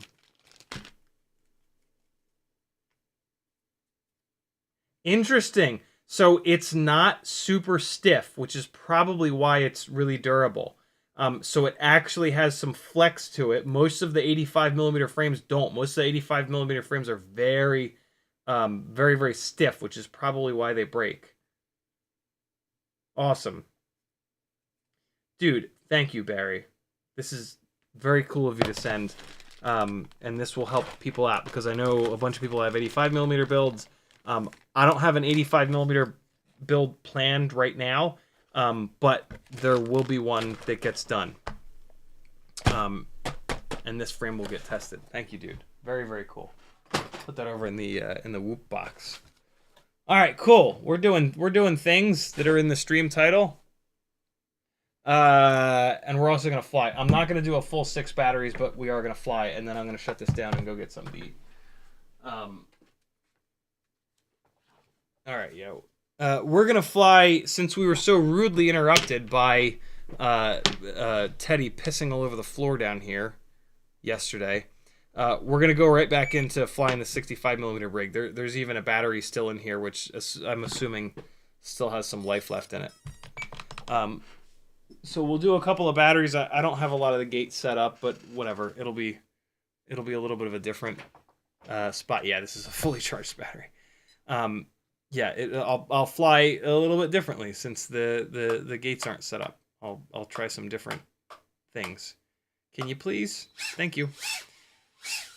This is the 16.4 gram build where I'm absolutely loving how light it is, and we're kind of continuing to test the Newbie Drone Cockroach 65 light AF frame.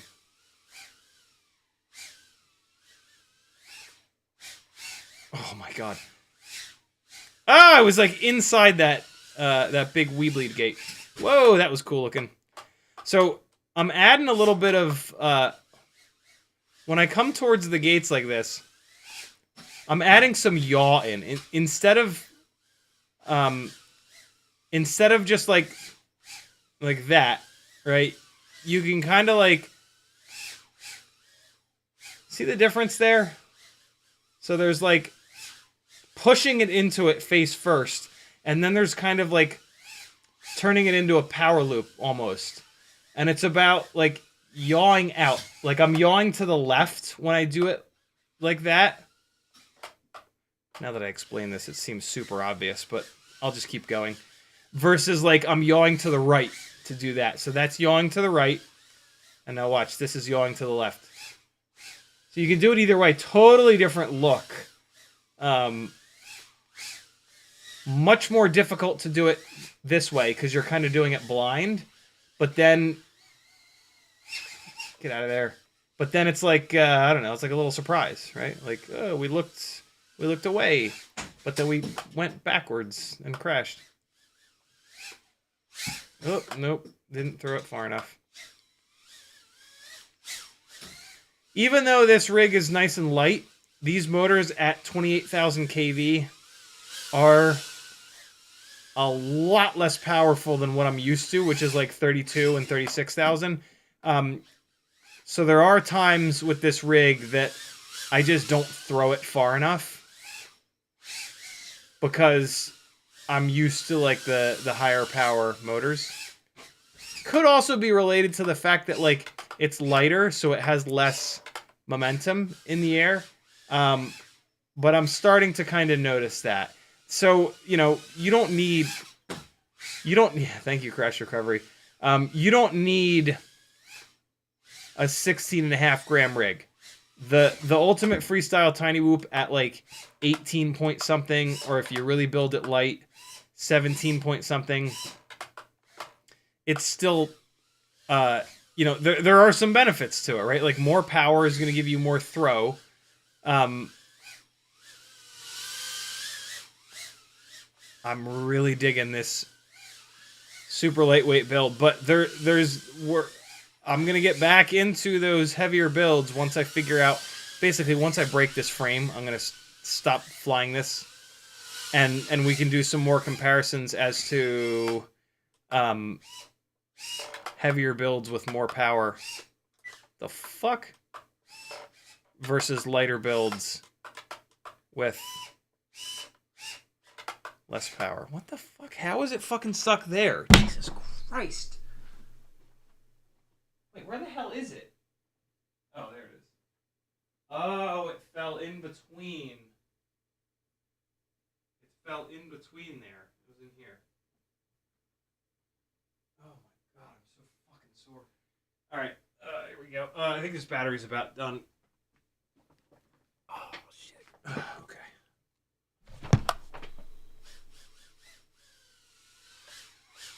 Yeah, this battery's done. Let's get another one on.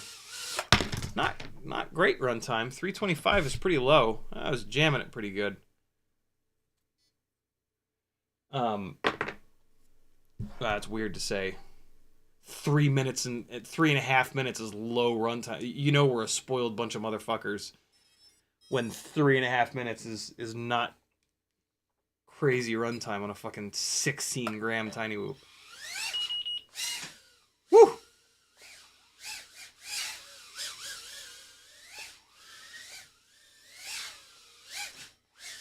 So this is cool. The gates that I use a lot are not set up, so I'm just kind of finding finding other stuff to other gaps to shoot, other things to use a little bit more often, which is good. It's good to change your It's good to change your freestyle area up every once in a while. Ah! Nope, stop it. Get out of there. No, why? I don't use these. That's why I don't use them. I was about to say I don't use these. I don't use these newbie drone gates enough. The reason I don't use them enough is because they're so fucking small that every single goddamn time I try to use them, I get all tangled up in them. See? You son of a bitch! That's unrecoverable. Why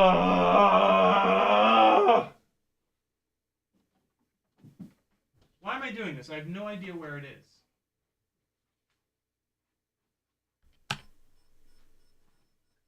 Ugh! There it is. Thank God for the beeper. Oh.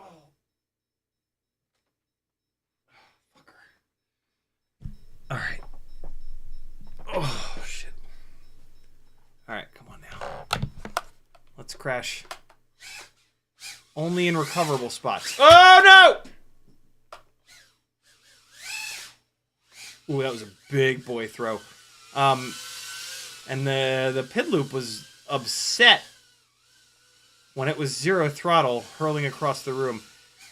There's some weirdness in these Mobula 6 2024s that a bunch of people are noticing, and I am too. I think it might be hardware related. I'm gonna have to fucking get up again. Oh, thank God. Yeah, I don't know. It feels like, my guess so far is that to save some of the weight, similar to what they did with the Diamond AIO, is that they removed. See the jello in the middle of the throttle there? That's one of the problems that a bunch of people are having that we're not finding any solutions for. I think they have removed some capacitance, some capacitors, which provide capacitance, and I think that there's an electrical noise situation going on with these rigs. Luckily, it's not that bad, but it's still annoying. I really wish that they would prioritize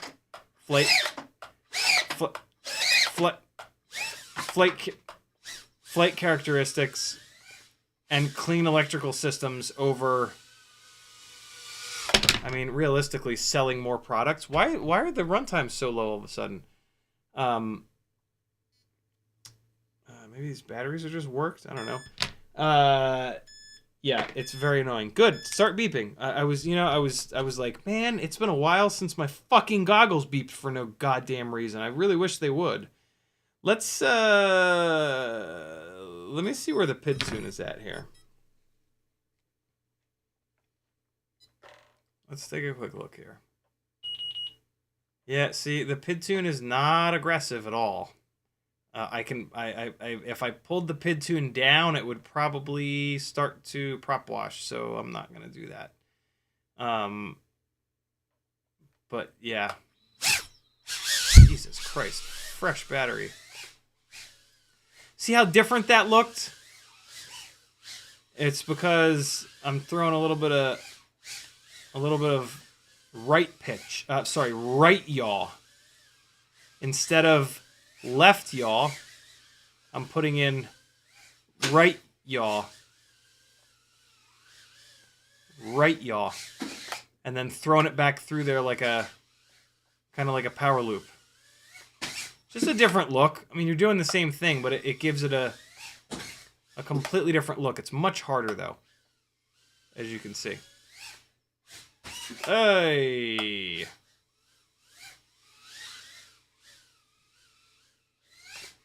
Oh, God! I haven't done many impossible coffee table power loops in a while. Let's see. Ooh, man. Woo! We are whipping around the back of that motherfucker. I'm really waiting to go full throttle, and I tried to do it really drastic for you guys, and I went too far with it. Don't do this to me. Don't fucking make me get up again. Thank you.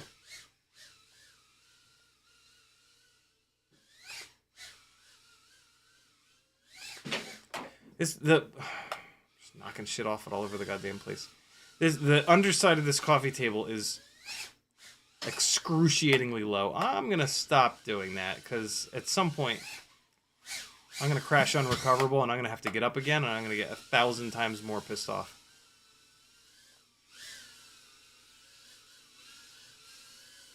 Ah!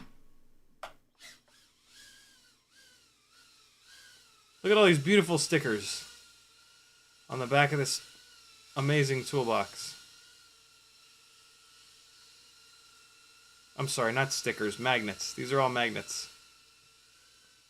That's a sticker. That's a sticker as well. That's where I put the fucking Tiny Whoop holographic sticker. These are all magnets. Those are motor bells.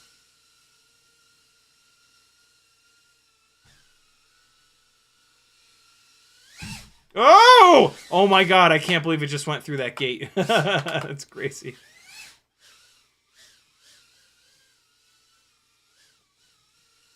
Mirror flip. Come on, hold on. Let's get a infinitely close proximity one. Oh yeah! We're gonna call that the docked. That's the the docked mirror flip. Cause I'm literally pushing it up against the mirror. It's kind of cheating. But it's hard as shit to do. Oh! I hit the frame of the mirror. Hey, little recovery there.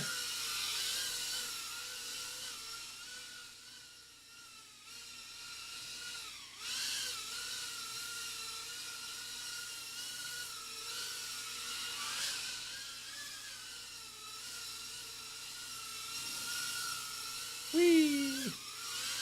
I forget how much fun it is to just like navigate these things around the room.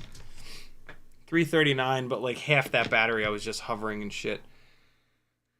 All right, we're doing one more. We'll do one more. Last one, friends. Last battery of the live stream.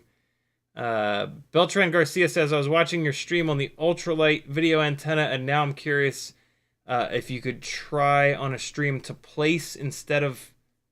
What? To place instead of the sleeve you remove to save weight an annealed wire. I'm not sure what an annealed wire is. I'm assuming when you say the sleeve that you remove, I'm assuming that's the big silver bastard. Yeah, I don't know what an annealed wire is. I'm not like an electrical technician or anything. I've zero background in electronics. I've only learned from FPV, so I really only know FPV stuff. But yeah, I'm guessing by context, an annealed wire would, in theory, do the same thing as that ground plane, maybe? I would love that, because you lose performance when you remove that ground plane. Although, you know, the rig that I'm flying... You fucker, let go of me! The rig that I'm flying right now has one of those antennas on it, and, like, there's no breakup at all. So, like, I you know, for indoor flying, there's no need to do anything extra. I mean, you know, for science, I would love to do it if it's an easy thing. But for most of us that are going to fly these 65mm rigs around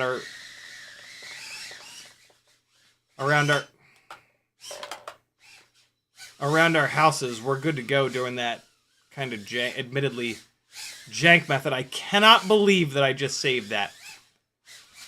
Man, it is fucking hard to get into that dive tower. Don't you fucking dare. Thank you. Oh, you son of a bitch, you!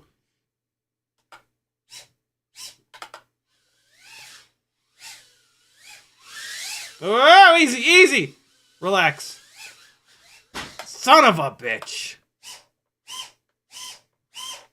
I fucking knew it. I knew it! Oh, shit. Okay. Oh, my God. Bastard. Oh, you. Fuck. Okay. All right. One last kick in the balls. Oh, my God. Oh! Don't you dare.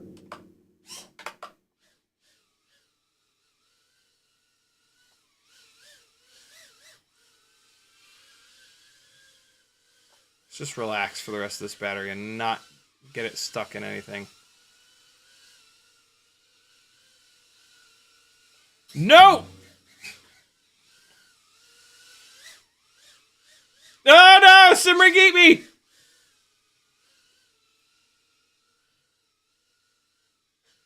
The PS5 is so much bigger than the PS4 that the gap that I used to shoot all the time here is now like damn near impossible. Oh my god.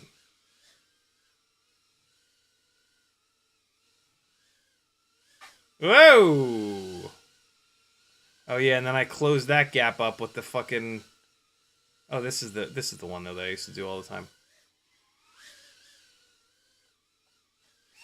Before you ask, that is a Mazda 2 1.5 liter piston and connecting rod from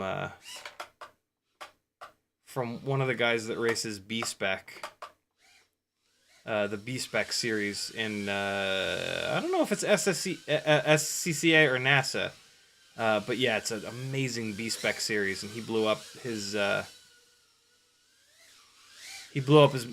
engine and bought a new one, and then tore the old engine down, and was like, "Does anybody want these pistons and rods? They're kind of cool art."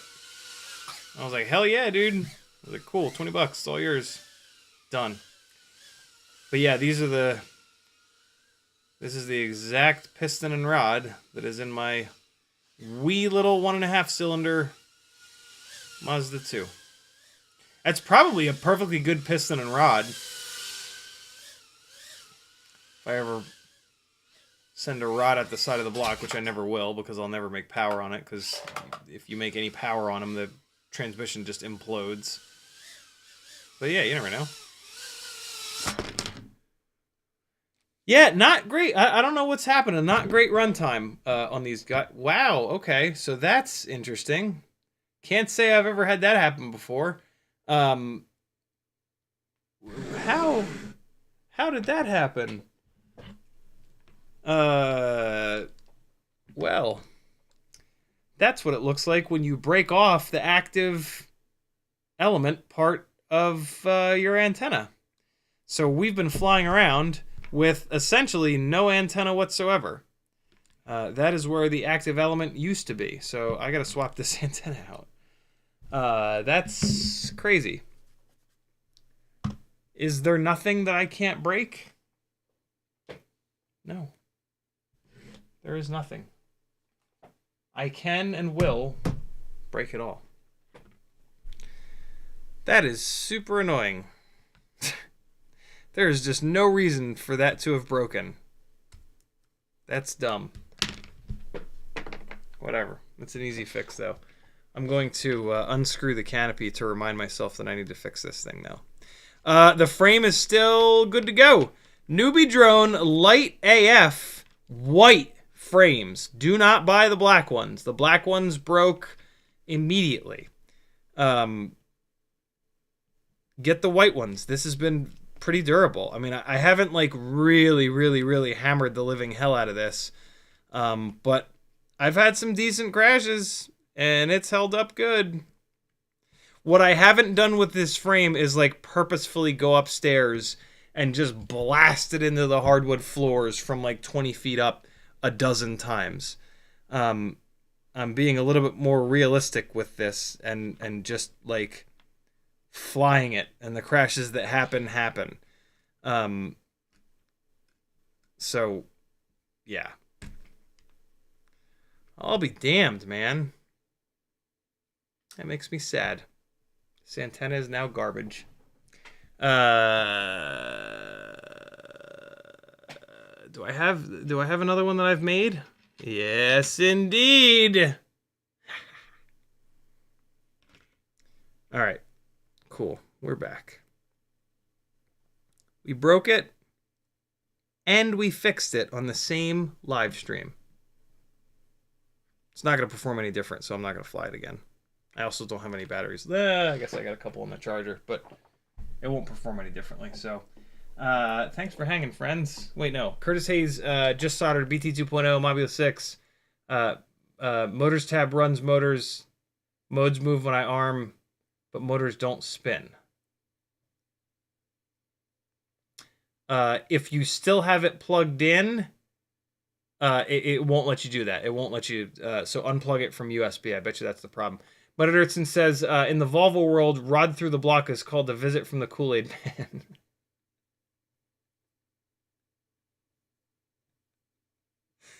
That's fucking great.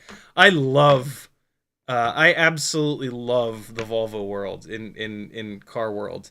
A really good friend of mine up in New Jersey, when I was deep into motorsports, SCCA, autocross, instructing, all that shit, Matt Torinetta had a 240 wagon that he built for autocross and used to run slicks and shit. And it was just hysterical. And then another friend of mine whose name escapes me. No, it doesn't. Peter Donahue. He had the wagon after the 240. I forget what it was. And so yeah, I got a little bit of an introduction to the Volvo community from them, and it's just a great group of people. And then when we were getting rid of Maggie's Toyota, it's not the Land Cruiser, it's the more poncy, shittier one, the Highlander. I was looking into wagons because, you know, we wanted the space. And Volvo was like at the top of the list, and we were checked out a bunch of V50s and V60s. She wanted something really low miles, and they got really expensive down in the low mile. 940, that's what it was. 940 is what Peter had. Yeah, we ended up finding they're not super common.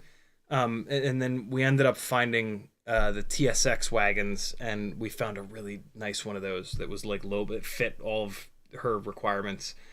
And we ended up getting that, but we were pretty close to getting a V50 or a V60. They were a little bit too old. She wanted something a little bit newer. Volvo V50. Which face do the V50s have? Yeah, the V40 was too old, and then the V50s were a little too expensive, I think. I might be off by 10, though. It might have been V50, V60. I forget. But yeah, we test drove a few. They're just fucking awesome cars. But yeah, I gotta be honest. The TSX Sport Wagon has a K24 in it, and it's like, you know, that's a tough one. Comparing two wagons, similar storage. The Volvo has more storage for sure, but the TSX still has decent storage. Comparing a daily driver that a non-car enthusiast is going to drive every day. One of them has a K24, and then the other one has a turbo Volvo engine. It's like, yeah, that's a tough sell on the Volvo. So like, it's probably a really good thing that we ended up with so that for anybody that's not a total car nerd, the K24 is arguably the best 4-cylinder ever made. It's Honda's most recent, I guess it's not the most, it's their most recent naturally aspirated 4-cylinder, and it's just, yeah, I mean, it's like I said, arguably the best 4-cylinder ever made. Versus like the Volvo Turbo 4 and or 5 cylinders, which are great engines, but like they're not a Honda K24. Like the Honda K24 is like, yeah, I mean, it's an engine that you can make 300 horsepower from, naturally aspirated, with like cams and like not a lot of work, or it can run for 11 billion miles. So yeah, for a non-car enthusiast to daily drive, it's like, it's could be like the perfect best engine ever. But there you go. There's your nerdy car fucking corner for the afternoon. Thanks for hanging, friends. I'm gonna go get something to eat. I'm dying. Be good. A rod through the block being called a visit from the Kool-Aid man. That is so the Volvo community. That's one of my favorite things ever now. Love you guys. Bye. Here's me flying at the spot that I hate the most, that everybody else loves. I wasn't ready. Now I'm ready. Way, yay, flippy floppies. Bye-bye.